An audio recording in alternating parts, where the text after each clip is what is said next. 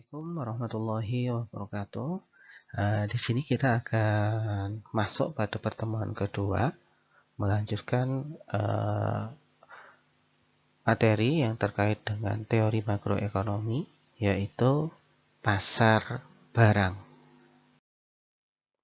Sebelum kita lanjut terkait dengan pasar barang, pada materi pengantar makro, tentu sudah dijelaskan terkait dengan komposisi dari GDP, di mana komposisi GDP itu biasanya dipengaruhi oleh konsumsi, kemudian investasi, ditambah dengan pengeluaran pemerintah, dan yang terakhir apabila negara tersebut melakukan perekonomian perdagangan internasional, maka akan digabung dengan ekspor dikurangi impor, atau yang kita sebut biasanya dengan net ekspor.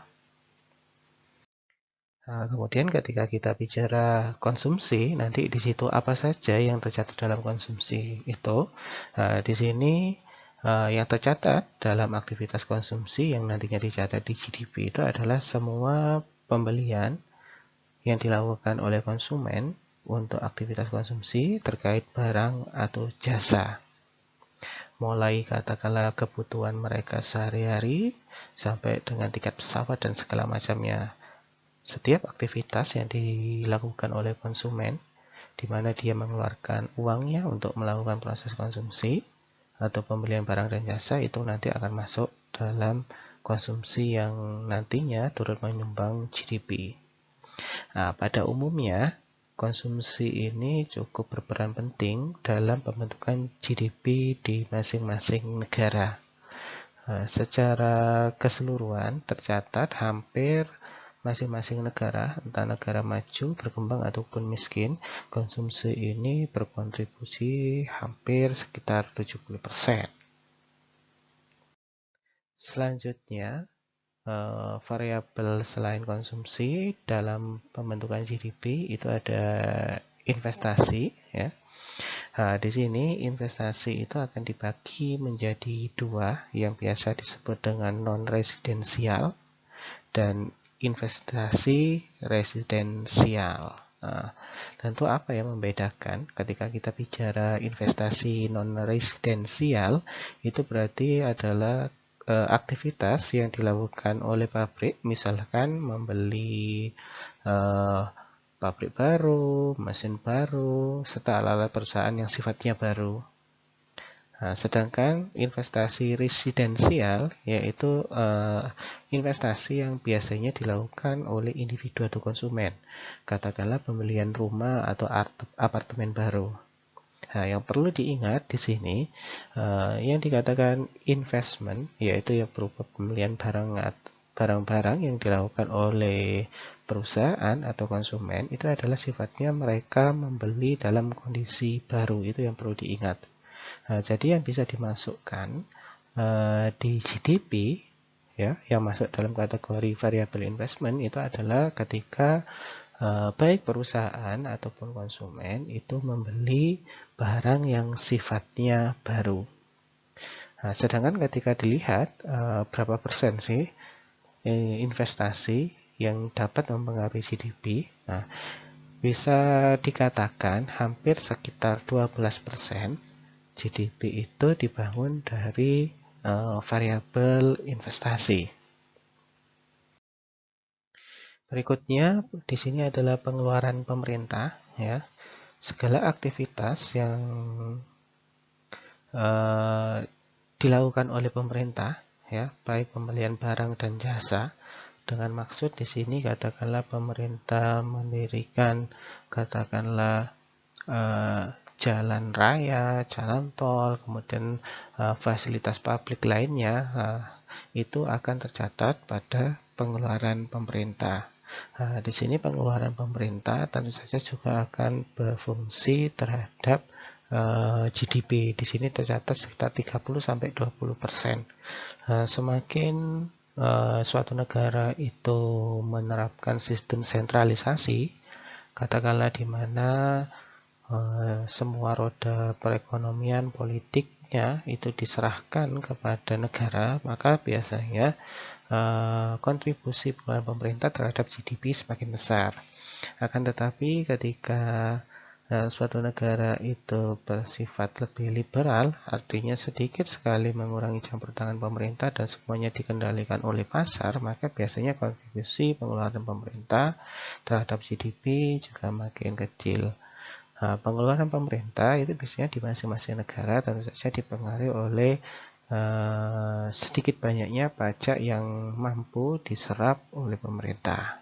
Semakin banyak pajak, tentu saja nanti alokasi untuk pengeluaran pemerintah juga akan semakin banyak. Tetapi ketika pajak yang terserap sedikit, kemudian nanti akan berdampak kepada alokasi pengeluaran pemerintah juga pasti akan semakin sedikit. Kemudian di sini ada net ekspor, di mana di sini net ekspor itu terdiri dari aktivitas ekspor dikurangi dengan impor. Di sini dikatakan ketika net ekspor itu baru bisa terpakai jika suatu negara memang masuk dalam aktivitas perdagangan internasional, di mana suatu negara mulai membuka diri untuk melakukan aktivitas kegiatan ekonomi, kegiatan perdagangan dengan negara lain. Ketika ekspor jauh lebih besar dari impor, maka itu yang kita sebut dengan surplus perdagangan, di mana banyak devisa yang nantinya mengalir ke dalam negeri. Tetapi sebaliknya, ketika ekspor lebih besar daripada impor, maka akan terjadi yang namanya defisit perdagangan, di mana banyak devisa yang nantinya akan keluar dari negara tersebut.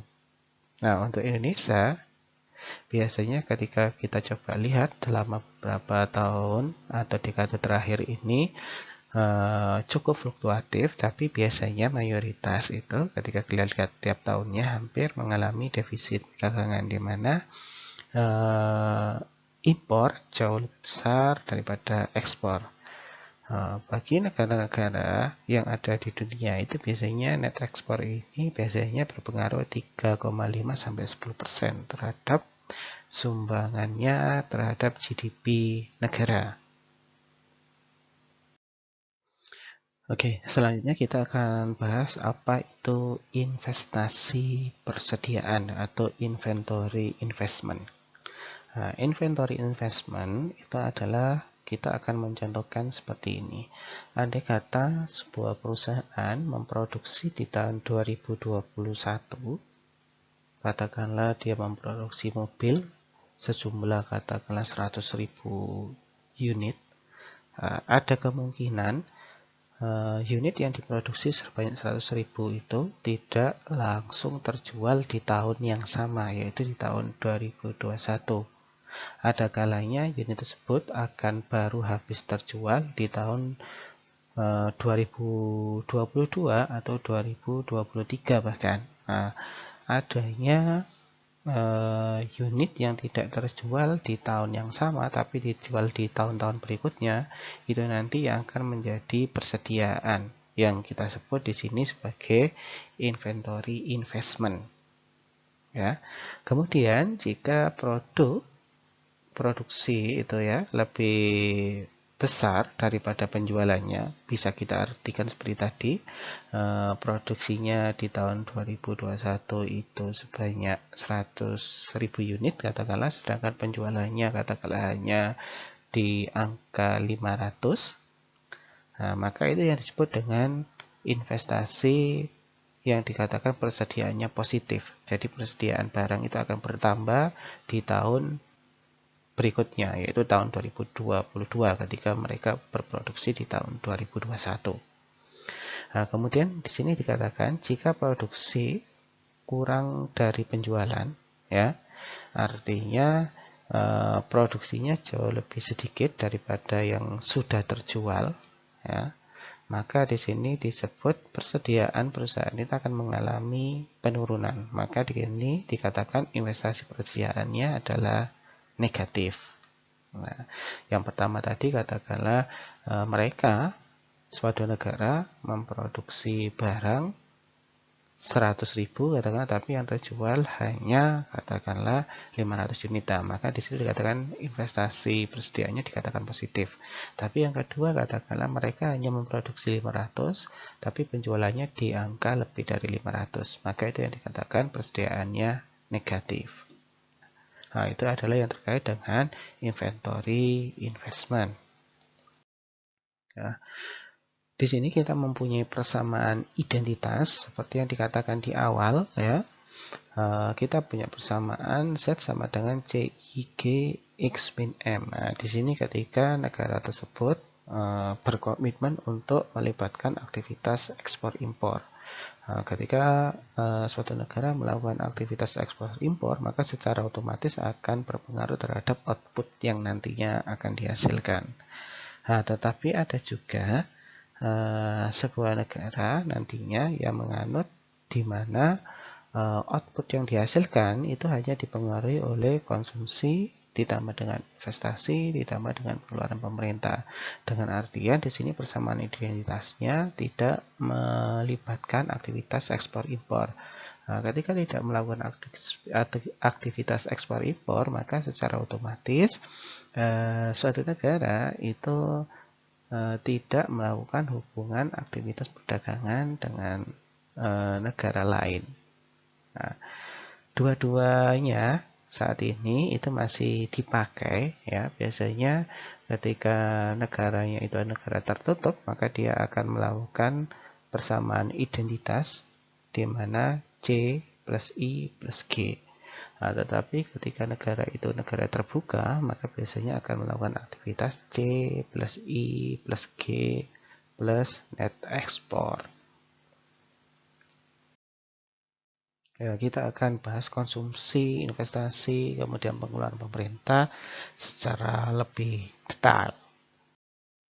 Nah, ketika ditanya konsumsi yang dilakukan di suatu negara itu dipengaruhi oleh apa? Nah, untuk menjawab itu, maka kita akan bicara terkait dengan disposable income.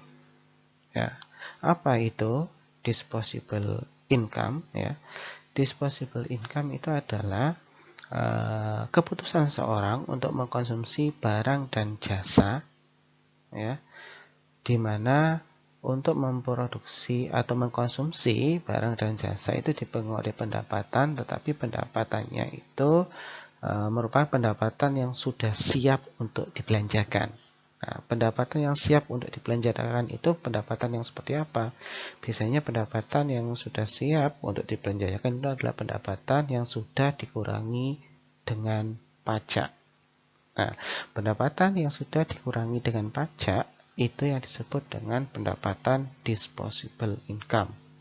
Nah, jadi di sini bisa kita artikan pendapatan disposable income itu adalah gaji yang sudah diterima katakanlah oleh para pekerja dan siap untuk dibelanjakan setelah gaji itu sudah dikurangi dengan pajak. Nah, jadi bisa kita artikan ketika pendapatan disposable seseorang itu naik, ya, maka secara otomatis, ya, tingkat konsumsi yang dilakukan juga akan semakin meningkat. Tetapi sebaliknya, jika pendapatan disposable-nya menurun karena katakanlah pajak yang ditanggung semakin besar, maka secara otomatis tingkat konsumsi yang dilakukan oleh seseorang juga akan semakin berkurang. Nah, ketika kita melihat persamaannya, maka di sini dikatakan C itu adalah C dalam kurung YD, yang dimana ini disebut dengan persamaan perilaku. Nah, seperti yang kita katakan tadi, berarti tingkat konsumsi seseorang itu pasti akan dipengaruhi oleh pendapatan disposable. Nah, pendapatan disposable itu apa? Saya akan mengulangi lagi. Pendapatan disposable adalah pendapatan yang siap dibelanjakan, ya, setelah konsumen itu membayar pajak. Nah, itu adalah disposable income. Nah, kemudian di sini untuk mengetahui formulasi terkait konsumsi, ya, di situ dikatakan C sama dengan C0 ditambah C1 dikalikan YD. Nah, C1 itu disebut sebagai kecenderungan untuk mengkonsumsi. Ya, kecenderungan seseorang untuk mengkonsumsi tadi dikatakan dipengaruhi oleh disposable income-nya. C1 akan naik ketika disposable income-nya itu akan naik. Tetapi kalau disposable income-nya itu turun, maka C1 juga akan turun. Ya, di sini dikatakan C1 ya biasanya di sini dikatakan C1 itu nilainya ya antara 0 sampai 1 ya. Orang hanya akan mengkonsumsi dari sebagian pendapatan disposable income dan sisanya ditabung. Jadi bisa diartikan di sini tidak semua pendapatan disposable income itu nantinya semuanya akan digunakan untuk aktivitas konsumsi, tapi sebagian itu pasti akan ditabung. Nah, di sini juga ada C0 ya. Apa itu C0 ya? C0 itu akan mengisyaratkan kepada kita bahwa sebenarnya ketika seseorang itu tidak memperoleh pendapatan atau penghasilan, orang tersebut akan tetap mengkonsumsi. Pada intinya seperti itu. Contohnya katakanlah ketika kita tidak memperoleh penghasilan di bulan ini, bukan berarti kita akan berhenti makan atau minum. Kita akan tetap melakukan aktivitas makan atau minum. Nah, pertanyaannya adalah bagaimana caranya? Bagaimana orang itu tetap bisa mengkonsumsi ketika mereka tidak memiliki pendapatan? Nah, tadi sudah dikatakan disposable income, ya, artinya disposable income itu adalah pendapatan yang sudah dikurangi pajak. Tetapi ketika pendapatan yang siap dibelanjakan itu ternyata dalam praktiknya tidak semuanya dibelanjakan oleh masyarakat. Ada kalanya mereka simpan dalam bentuk tabungan atau mereka belikan untuk aktivitas investasi, pembelian barang-barang yang ditujukan untuk investasi. Nah, dari sini dapat kita tarik kesimpulan bahwa ketika mereka tidak memiliki pendapatan, mereka akan tetap bisa melakukan konsumsi. Bagaimana caranya? Yaitu dengan menggunakan uang tabungan yang sudah mereka sisihkan dari disposable income tadi. Itu cara pertama. Cara yang kedua, ketika tidak menggunakan tabungan, mereka bisa menjual beberapa aset yang katakanlah tadi mereka menyimpannya dalam bentuk investasi. Nah, jadi sekarang bisa kita jawab bagaimana cara konsumen itu tetap melakukan konsumsi ketika mereka tidak mendapatkan pendapatan di bulan atau tahun ini. Jadi mereka bisa menggunakan tabungan atau aset yang mereka miliki untuk membiayai konsumsinya. Ya. Sehingga ketika kita bicara dalam bentuk grafik atau kurva, di sini dapat kita katakan semakin ke kanan ketika kita melihat pendapatan disposable income, makin ke kanan itu menunjukkan berarti pendapatan disposable income-nya makin tinggi. Nah, sedangkan ketika kita lihat konsumsi di sini makin ke atas berarti menunjukkan tingkat konsumsinya makin tinggi.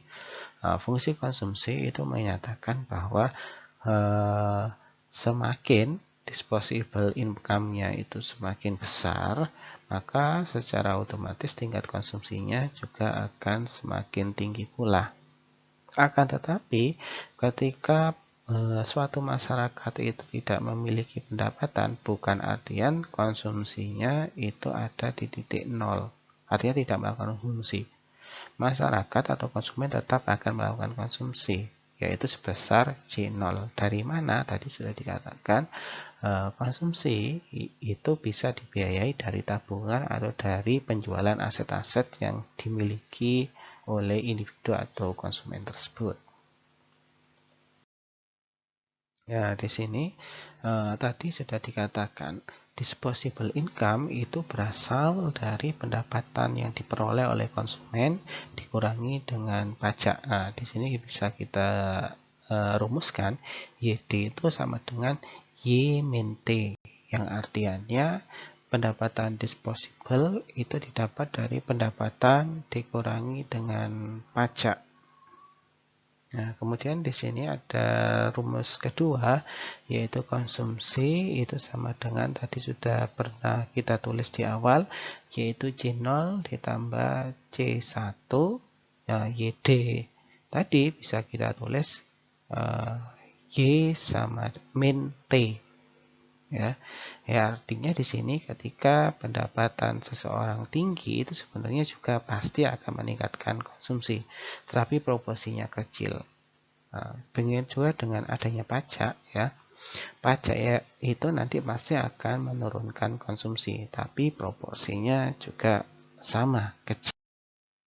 Selanjutnya kita akan membahas terkait dengan investasi, ya. Nah, di sini dikatakan sebelum kita lanjut ke investasi, di sini kita akan bicara terkait dengan ada variabel endogen, ada variabel eksogen. Ya, ketika kita bicara variabel endogen, apa itu variabel endogen? Yaitu suatu variabel yang bergantung dengan variabel lainnya, seperti yang kita jelaskan tadi terkait dengan konsumsi. Ya, konsumsi itu kan sangat tergantung atau sangat dipengaruhi oleh pendapatan disposable. Nah, ketika kita menemukan formula atau model yang seperti itu yang disebut dengan persamaan endogen, ya, atau variabel endogen. Kemudian di sini ada yang disebut dengan variabel eksogen. Nah, variabel eksogen itu apa? Variabel eksogen adalah variabel lain yang tidak dijelaskan dalam model, tetapi akan diambil sebagaimana ditentukan. Nah, ketika kita bicara variabel eksogen, yaitu variabel yang memang sudah ditentukan dan tidak dipengaruhi oleh variabel lainnya. Nah, dalam hal ini ketika kita bicara investasi, investasi ini sudah ditentukan di sini supaya kita bisa menyederhanakan model GDP. Nah, sehingga ketika kita bicara seperti ini, kita akan bilang I itu adalah variabel eksogen atau investasi itu adalah variabel eksogen. Karena variabel ini sudah ditentukan, maka di sini kita kasih investasi itu kita kasih garis atas. Artinya investasi yang sudah ditentukan dengan garis atas itu menunjukkan bahwa investasi itu sudah ditentukan sebelumnya besarannya. Berbeda sama konsumsi tadi. Konsumsi ya bisa ditentukan besarannya. Besaran konsumsi tentu akan dipengaruhi oleh pendapatan disposable tadi. Sedangkan di sini ketika kita bicara investasi, ya, investasi ini sudah ditentukan besarannya berapa. Sudah dianggarkan kira-kira nanti tahun 2021, 2022 Indonesia itu berapa investasinya itu sudah ditentukan. Nah, makanya kita kasih tanda garis di atasnya. Nah, ketika sudah ditentukan, maka dia masuk terhadap variabel eksogen. Nah, di sini dikatakan perusahaan itu sebenarnya tidak bisa ketika kita bicara investasi itu ditentukan atau tidaknya dalam praktek realnya itu sulit. Biasanya perusahaan itu akan mengalami peningkatan produksi, ya. Ketika perusahaan itu mengalami peningkatan produksi, biasanya mereka itu akan memutuskan kira-kira mau menambah atau tetap mesin yang dia gunakan. Nah, biasanya untuk meningkatkan produksi, tentu saja perusahaan tersebut pasti akan meningkatkan investasinya. Nah, ketika kita bicara seperti ini, maka kita akan bilang investasi itu sifatnya adalah endogen. Ya, artinya investasi itu tergantung dari produksi yang dihasilkan. Nah, tapi di sini sekali lagi model yang kita akan usung nantinya adalah investasi sudah ditentukan di awal, artinya tidak dipengaruhi oleh seberapa besar produksi yang dihasilkan oleh sebuah perusahaan. Kemudian kita akan bahas apa itu pengeluaran pemerintah, ya. Nah, ketika kita bicara pengeluaran pemerintah, ya, pengeluaran pemerintah itu mendeskripsikan terkait dengan kebijakan fiskal yang dilakukan oleh pemerintah, ya. Di sini juga kita akan bilang antara investasi dengan pengeluaran pemerintah itu adalah sama-sama di mana variabelnya merupakan variabel eksogen. Nah, di sini akan ada beberapa alasan kenapa pengeluaran pemerintah itu dikategorikan sebagai variabel eksogen. Nah, alasan pertama di sini dikatakan, ya, ketika kita membicarakan pengeluaran pemerintah, yang dikatakan pengeluaran pemerintah itu tidak seperti pengeluaran yang dilakukan oleh konsumen atau perusahaan, ya, dimana di sini ketika kita bicara pengeluaran pemerintah, berarti pemerintah ada anggaran yang harus dilakukan walaupun sama-sama dipengaruhi. Katakanlah ketika kita bicara pemerintah dipengaruhi oleh pajak dan konsumen dipengaruhi oleh pendapatan disposable, akan tetapi ketika kita bicara pengeluaran pemerintah, itu mereka sudah bisa menentukan anggaran tahun ke depannya, itu sudah disusun sedemikian rupa. Nah, karena sudah disusun sedemikian rupa, ya, oleh pemerintah, maka secara otomatis variabel pengeluaran pemerintah itu masuk kepada variabel eksogen karena sudah ada ditentukan dan ditetapkan. Katakanlah anggaran di tahun 2022 itu biasanya sudah ditetapkan di anggaran 2021, seperti itu.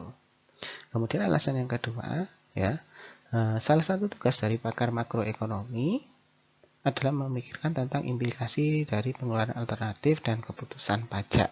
Nah, di sini sudah semakin diperjelas mengapa pengeluaran pemerintah itu dikategorikan sebagai variabel eksogen, karena yang pertama tadi karena sudah ditentukan pengeluaran pemerintah di tahun 2022 itu pasti sudah ditentukan di 2021. Kenapa harus ditentukan di 2021? Ya karena nanti agar kebijakan yang dibuat, terutama kebijakan fiskal atau kebijakan yang dibuat oleh pemerintah, terutama untuk meningkatkan pertumbuhan ekonomi, baik dari segi GDP atau segala macamnya, ya, itu mampu efektif dan efisien. Kemudian penyerapan pajak bisa terserap dengan efektif dan efisien, maka perlu ditentukan dan ditetapkan. Itu yang menyebabkan akhirnya pengeluaran pemerintah itu masuk pada variabel eksogen. Kemudian di sini kita akan membahas terkait dengan penentuan output equilibrium. Karena topiknya di sini adalah pasar barang, maka secara otomatis harusnya adalah jumlah barang yang diproduksi, ya, itu akan sama seperti jumlah barang yang diminta. Nah, ketika jumlah barang yang diproduksi sama dengan jumlah barang yang diminta, itu yang disebut dengan output equilibrium. Nah, tadi di awal sudah kita punya persamaan di mana Z itu tadi kita sebut sebagai permintaan barang, ya. Permintaan barang dalam perekonomian tertutup itu pasti akan dipengaruhi oleh konsumsi, investasi, sama pengeluaran pemerintah. Di mana ketika kita bicara konsumsi itu sendiri tadi dikatakan akan dipengaruhi oleh besarnya pendapatan seseorang, kemudian dikurangi dengan pajak yang kita sebut dengan disposable income. Kemudian investasi sendiri tadi sudah ditentukan bahwa investasi itu sudah ditentukan merupakan variabel eksogen. Begitu juga dengan pengeluaran pemerintah, itu juga variabel eksogen, artinya sudah ditentukan di awal. Sehingga kita akan berbicara permintaan barang itu pasti akan dipengaruhi oleh seberapa besar pendapatan seseorang. Ya, ketika pendapatan seseorang semakin besar, tentu saja permintaan terhadap barang itu akan semakin tinggi. Kemudian pajak, semakin besar pajak, tentu saja nanti akan semakin banyak mengurangi pendapatan masyarakat. Nah, di sini tentu dia pajak di sini bisa berimplikasi dua. Yang pertama, kalau dilihat dari konsumsi individu, pajak itu bisa mengurangi aktivitas konsumsi individu, ya, karena mengurangi pendapatan disposable. Nah, tetapi pajak ini juga ketika kita kaitkan dengan pengeluaran pemerintah, biasanya pengeluaran pemerintah itu akan semakin besar tiap tahunnya, ya, itu juga tentu dipengaruhi oleh pajak. Tapi dalam hal ini, dalam kasus di sini, pengeluaran pemerintah itu sudah ditentukan di awal, ya. Kemudian permintaan itu juga tergantung dari investasi, dan yang terakhir adalah pengeluaran pemerintah itu sendiri adalah J. Kemudian di sini ketika kita bicara equilibrium di pasar barang itu seperti apa? Nah, equilibrium di pasar barang itu adalah ketika jumlah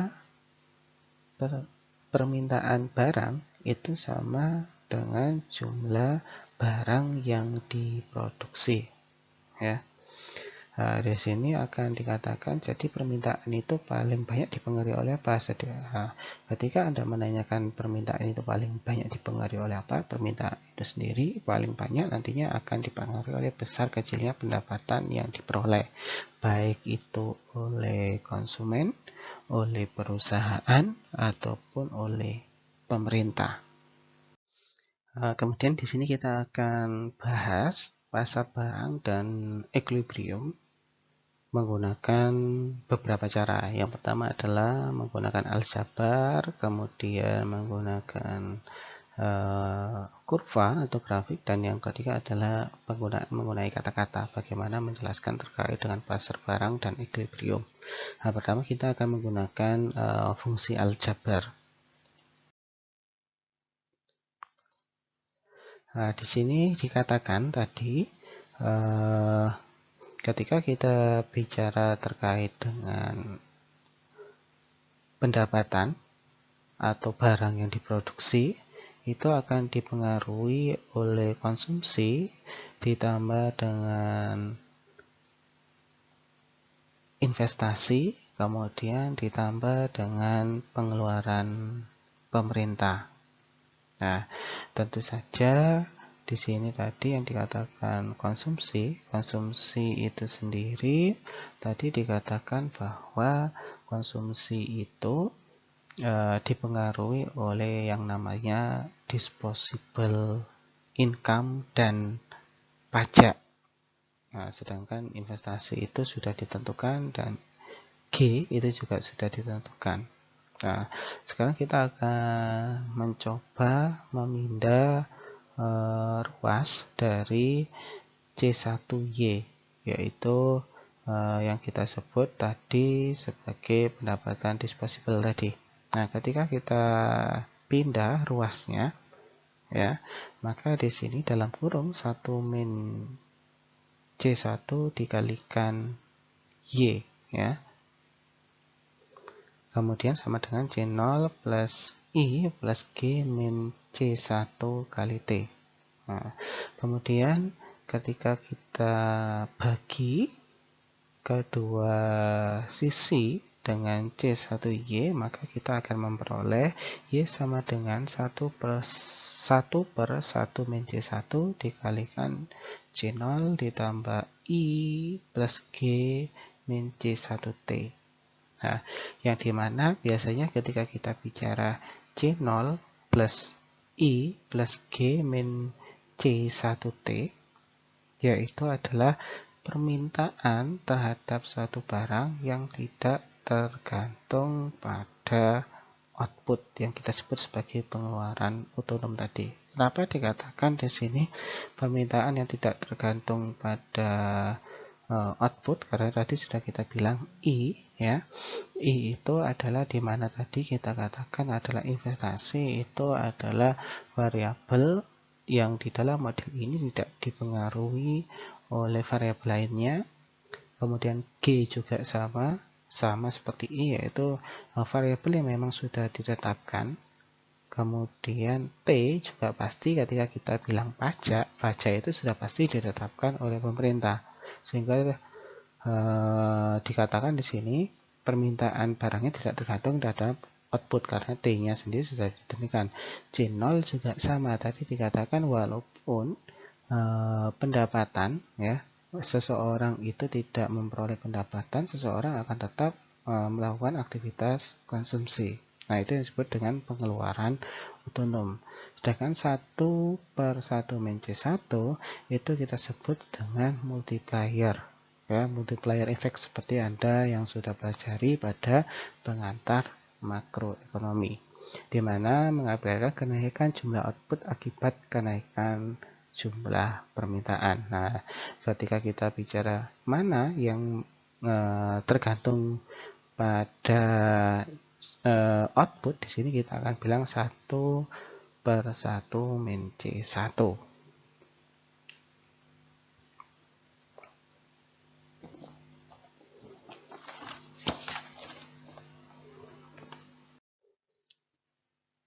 Secara sederhana dari aljabar yang sudah tersaji di slide awal tadi, kita akan bilang bahwa ketika konsumsi dalam hal ini C0 itu naik, ya, maka secara otomatis permintaan juga pasti akan mengalami kenaikan.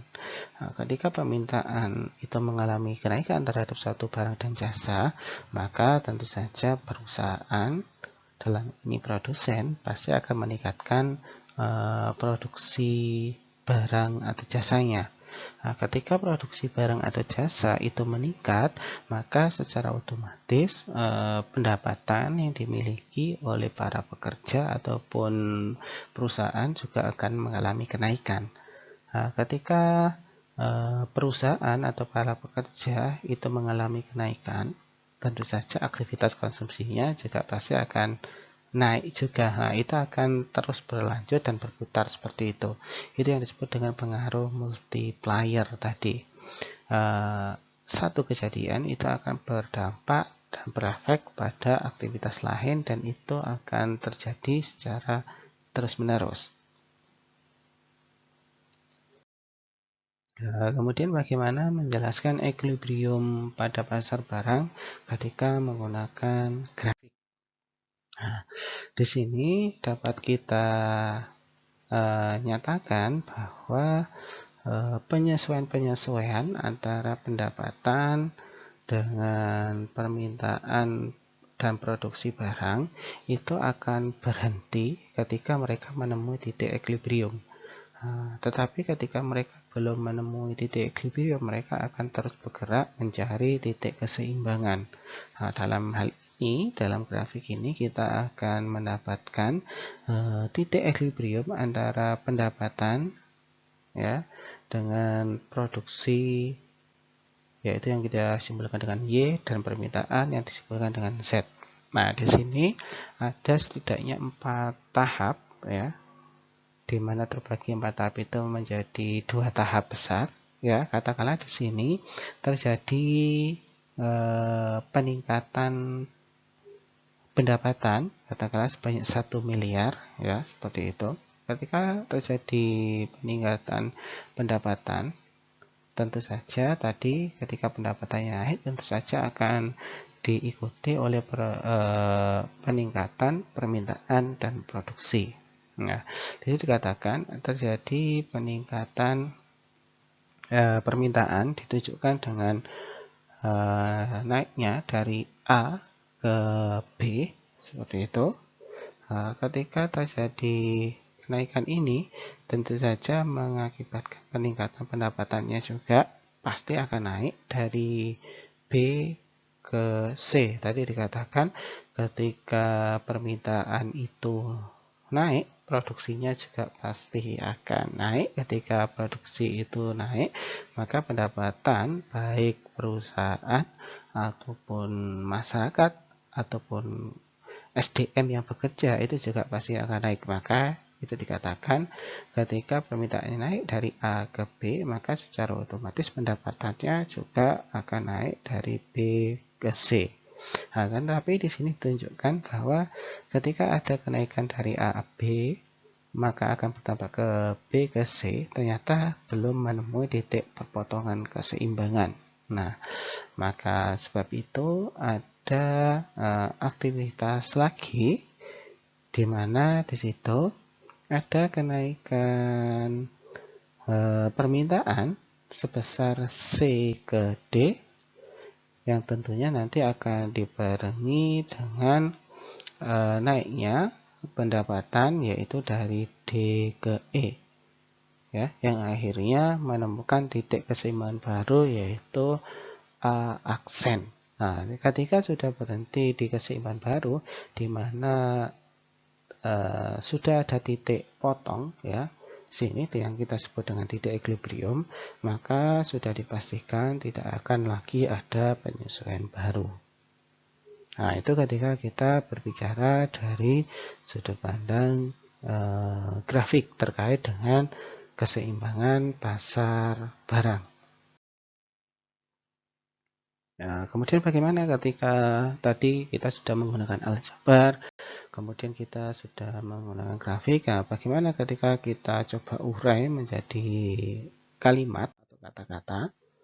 Nah, di sini dapat kita bilang, ya, ketika produksi, ya, produksi itu akan sangat berkaitan dengan permintaan, ya, di mana ketika permintaannya semakin besar maka produksinya juga akan semakin naik. Begitu juga ketika produksi turun, permintaannya juga akan turun, permintaan turun, produksi turun, permintaan naik, produksi akan naik. Ya, ketika terjadi fluktuatif antara permintaan dengan produksi, maka secara langsung pasti akan mempengaruhi pendapatan masing-masing orang yang melakukan aktivitas perekonomian, baik itu secara individu yaitu konsumen ataupun dalam artian perusahaan.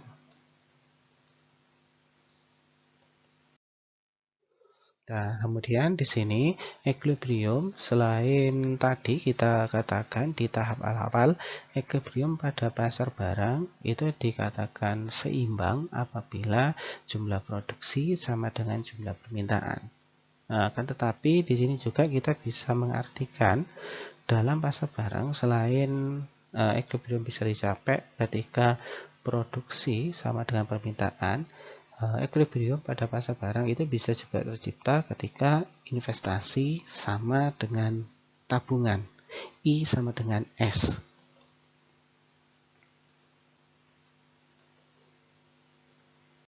Tabungan, ya, di sini kita akan bilang bahwa tabungan itu berasal dari tabungan pribadi dan tabungan swasta.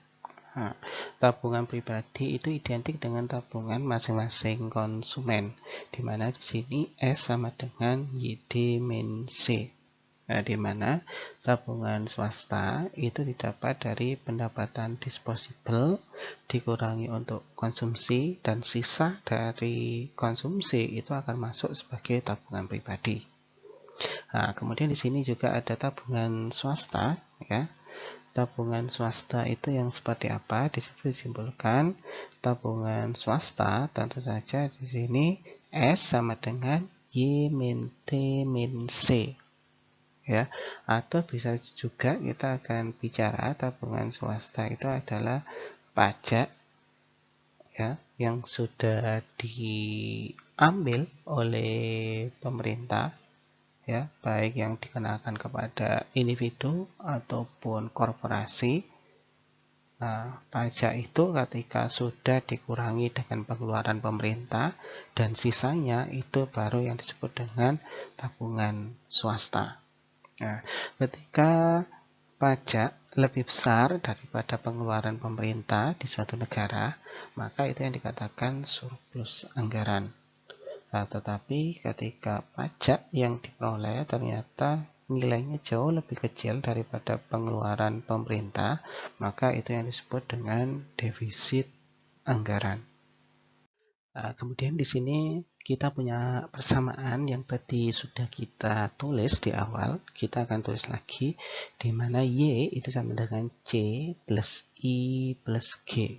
Nah, di sini kita akan membuktikan bahwa untuk membuat equilibrium pada pasar barang, selain bisa lewat produksi harus sama dengan permintaan, maka bisa lewat metode yang kedua, yaitu investasi sama dengan tabungan.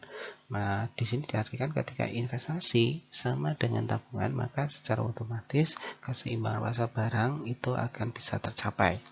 Nah, kita balik lagi ke rumus yang sudah tertulis di atas, di mana Y sama dengan C plus I plus G. Itu adalah tadi yang kita tulis bahwa perekonomian di sini dimasukkan pada perekonomian tertutup, di mana tidak melibatkan aktivitas ekspor ataupun impor. Nah, ketika di kedua sisinya, ya, itu kita beri pajak, ya. Kemudian sisi konsumsi itu kita pindahkan ke sisi kiri, maka kita akan menemukan Y min T min C, ya. C-nya kita pindah, yang awalnya di kanan ada di sisi kiri. Kemudian min T itu kita tadi sudah dijelaskan bahwa sekarang kita coba di kedua sisi kanan dan sisi kiri kita kurangi dengan pajak. Nah, di sisi kanan juga sama I plus G min T. Nah, dari sisi kiri persamaan, ya, ketika kita bilang Y min T min C, itu sebenarnya adalah rumus yang sudah kita tulis di awal tadi, yaitu merupakan rumus dari tabungan swasta. Ya, sehingga Y min T min C itu bisa diganti dengan S. Sama dengan I plus G min T. Ya. Kemudian di sini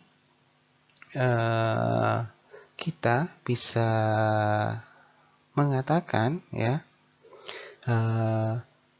I itu juga sama dengan S plus T min G. Ya. Nah, di sisi kiri investasi, di sebelah kanan itu tabungan, kemudian jumlah tabungan swasta plus tabungan publik.